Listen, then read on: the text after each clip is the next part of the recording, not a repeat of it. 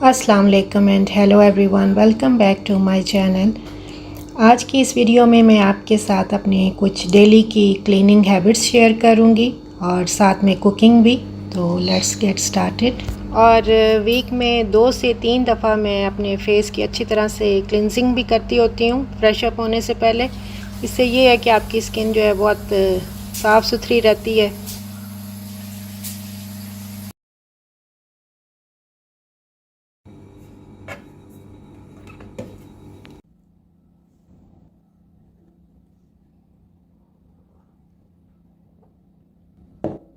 कुछ बादाम मैंने गीले किए थे, तो ये भी आप ज़रूर अपनी डाइट में शामिल किया करें।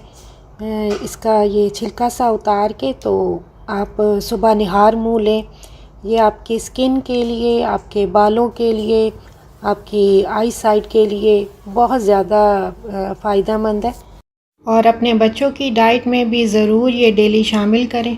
दूध में शामिल करके दे दें पीस कर, या फिर जो आप फ्रूट चाट वगैरह बनाते हैं तो आप उसमें भी शामिल कर सकते हैं। और ख़ुद भी ज़रूर लिया करें 6-7 बादाम छील कर, तो सुबह निहार मुँह। और किचन की ये थोड़ी थोड़ी साथ साथ क्लीनिंग होती रहे तो आपको पता साफ़ रहता है, वरना अदरवाइज़ ये देखें ये कितने जो है वो फ्रिज के हैंडल्स पर हमारे ही हाथ लगते हैं जब हम चीज़ें वगैरह निकालते हैं और रखते हैं। तो ये देखें कितने वो दाग से पड़ गए थे इसके ऊपर। ख़ासकर हैंडल्स जो है ना बहुत ज़्यादा वो गंदे हो जाते हैं। तो डेली बेसिस पर अगर आप थोड़ी थोड़ी भी ये क्लीनिंग साथ साथ करते रहे ना, तो ये है कि बहुत ज़्यादा फिर बर्डन नहीं पड़ता है एक ही दफ़ा। तो इसी तरह से ये किचन के कैबिनेट्स के जो डोर्स हैं और हैंडल्स भी, इनको भी बाहर से बस ये थोड़ा थोड़ा ये क्लीन कर रही हूँ।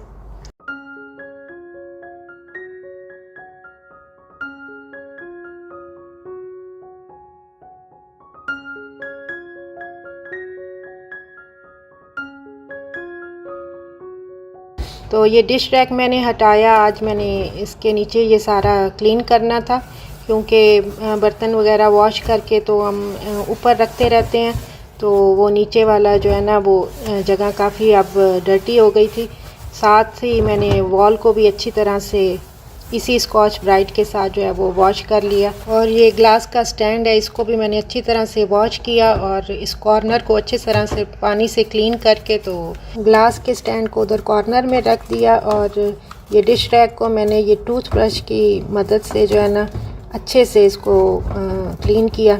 और इस डिश रैक को हटाकर इसको अच्छे से क्लीन करने के लिए मैं काफ़ी दिनों से सोच रही थी, तो मैंने कहा आज जो है वो मैं इसकी डीप क्लीनिंग करती हूँ अच्छी तरह से, क्योंकि बर्तन सारे वॉश करके और सारी प्लेट्स वगैरह भी वॉश करके तो इसमें रखते रहते हैं, तो पानी पड़ता रहता है इसमें, तो ये बहुत ही ज़्यादा ख़राब हो गया था।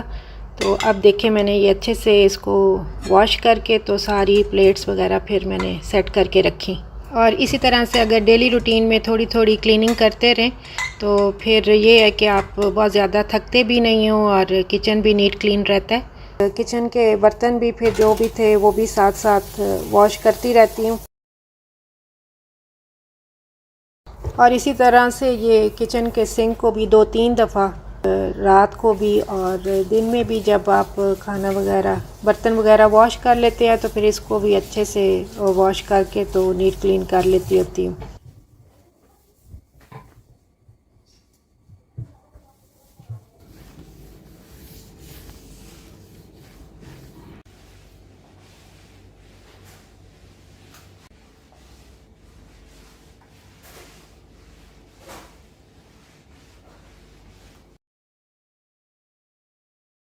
मुझे थोड़ा प्लेन बेडशीट्स ज़्यादा अच्छी लगती हैं, इससे ये है कि थोड़ा नीट और आपका बेडरूम थोड़ा खुला खुला सा लगता है। और वॉशिंग मशीन लगाकर कपड़े भी साथ साथ वॉश करते रहना चाहिए, क्योंकि बहुत ज़्यादा फिर इकट्ठे हो जाते हैं। और ये बेड शीट्स थी जो सारी मैंने आज वॉश की थी।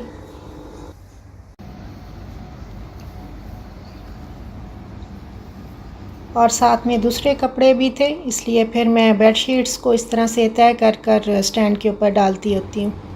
इस तरह से आप दूसरे छोटे कपड़े भी जो है वो स्टैंड के ऊपर डाल सकते हैं, वो स्पेस बन जाती है। और जब भी कपड़े ड्राई हो जाएं तो बस फिर आप फ़ौरन ही इनको तय करके तो कबर्ड में रख दें।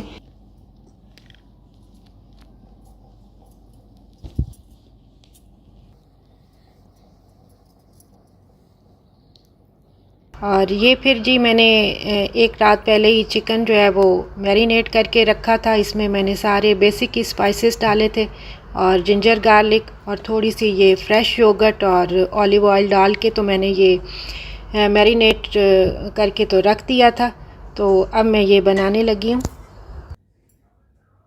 इसमें थोड़ा सा मैंने पहले ऑलिव ऑयल डाला है और एक मीडियम साइज़ का अनियन जो है वो स्लाइस में कट करके डाला है। जब लाइट ब्राउन सा हो जाएगा तो फिर इसमें मैंने ये जिंजर गार्लिक का पेस्ट है वो थोड़ा सा डाला है। और इस टाइम पर ना फ्रेश टोमेटो मेरे पास नहीं था, ये मैंने क्यूब्स में कट करके तो फ्रीज़ किया हुआ था, वो मैंने डाला है। और थोड़ा सा ये शान का तंदूरी मसाला है वो अब मैं डाल रही हूँ। इससे ये है कि इसका टेस्ट बहुत ही मज़े का हो जाता है। थोड़ा सा ही बस मैंने ये तंदूरी मसाला डाला है। और ये जो चिकन मैंने ओवरनाइट मैरिनेट करके रखा था तो अब मैं इसको इसमें डाल के तो अच्छी तरह से मिक्स कर दूंगी। और रात में जब मैंने इसको मैरिनेट किया था तो इसमें सिर्फ मैंने नमक डाला था, लाल मिर्च पाउडर डाला था, धनिया पाउडर, थोड़ा सा गरम मसाला पाउडर और हल्दी पाउडर और थोड़ी सी काली मिर्च, बस ये सारे स्पाइसेस डाल के तो मैंने इसको अच्छी तरह से मैरिनेट करके तो रख दिया था। और अब ये बिल्कुल स्लो फ्लेम पे पकता रहे 30 to 40 मिनट्स। तो अच्छे से अब ये गल गया। तो अब मैं इसमें ये फ्रेश क्रीम डालने लगी हूँ। फ्रेश क्रीम डालकर आपने इसको अच्छे से मिक्स कर लेना है। और आप यकीन करें ये इतना मज़े का बना था, बहुत ही ज़्यादा मज़े का ये मुझे लगा जब मैंने इसको टेस्ट किया। तो आप भी ज़रूर इसको ट्राई कीजिएगा। और इसके बाद ये मैंने कुछ बादाम गीले करके रखे हुए थे तो एंड पर इनको भी मैंने छील कर तो इसमें डाल दिया। मैंने कहा चलो आज बादाम डालकर तो इसका टेस्ट थोड़ा चेंज करते हैं। तो इससे ये है कि इसका टेस्ट और ज़्यादा मज़े का हो गया था और ये हमारा बादामी चिकन कोरमा जो है वो बन गया था। ये बहुत ही मज़े का टेस्ट में था, आप ज़रूर ऐसे ट्राई कीजिएगा।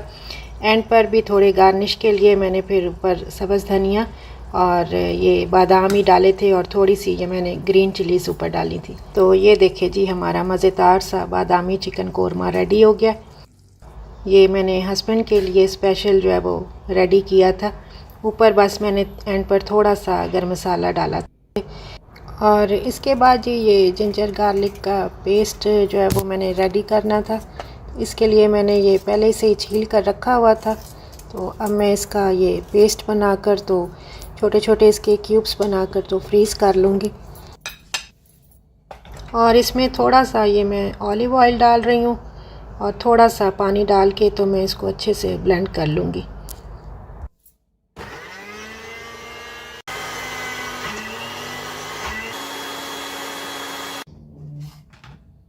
थोड़ा थोड़ा सा पानी डाल के तो मैंने इसको अच्छे से अब ब्लेंड कर लिया।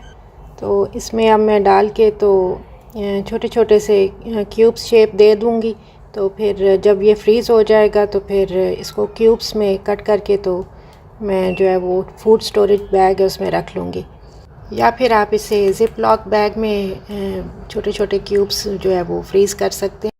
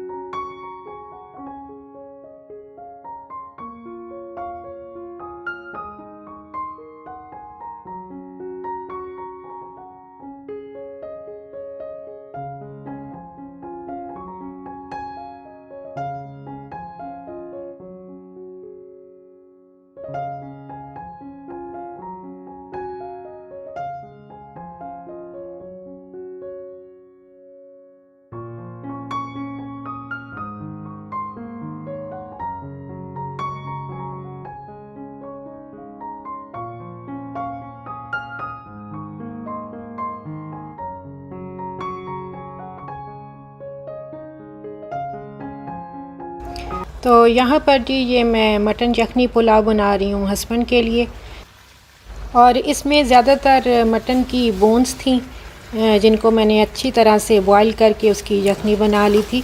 और इसमें सबसे पहले मैंने अनियन को लाइट ब्राउन किया था, फिर इसमें मैंने चॉप जिंजर गार्लिक डाला और जो मटन की बोन्स वगैरह थी वो सारी डाल के मैंने उसको अच्छे से फ्राई कर लिया।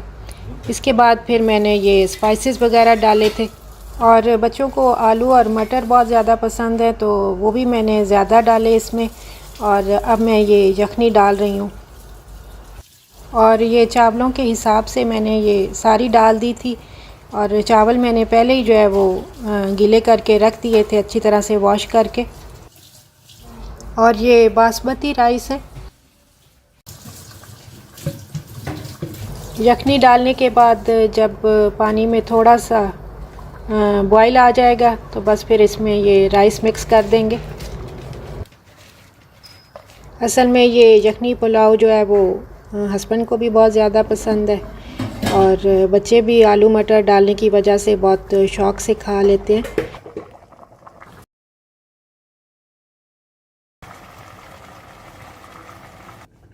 इसको फिर दम लगाने के बाद ये सैल्मन फ़िश है, इसको मैंने ऑलरेडी पहले से ही दिन में मैरिनेट करके रखा हुआ था, तो हस्बैंड के लिए और अपने लिए ये भी साथ डिनर में आज बना रही हूँ। और इसकी मैरिनेशन मैं आपके साथ अपनी कई वीडियोस में ऑलरेडी पहले भी शेयर कर चुकी हूँ, और ये बहुत ही मज़े की बनती है। आप भी ज़रूर ऐसे ट्राई कीजिएगा, और अगर आपको इसकी रेसिपी चाहिए हो तो आप ज़रूर मुझे बताइएगा। मैं उस वीडियो का लिंक जो है वो डाल दूँगी डिस्क्रिप्शन बॉक्स में। तो इधर ये देखें जी हमारा ये मटन पुलाव रेडी हो गया था। 15 से 20 मिनट मैंने इसे दम पर रखा था, और ये वाकई में मैं सीरियसली कह रही हूँ कि बहुत ही मज़े का बना था। साथ में अब मैंने ये जो ग्रीन चटनी पहले से बना के तो फ्रीज़ की होती है वो अंदर मिक्स करके फ्रेश योगर्ट में तो ये मैं रायता सा बना रही हूँ। और सैलड के लिए मेरे पास वेजिटेबल्स नहीं थी, तो बस अनियन ही घर पर थे इस टाइम पर, तो वही मैंने सैलड के तौर पर कट कर लिए। तो अब मैं इसको आपको डिश आउट करके दिखाती हूँ।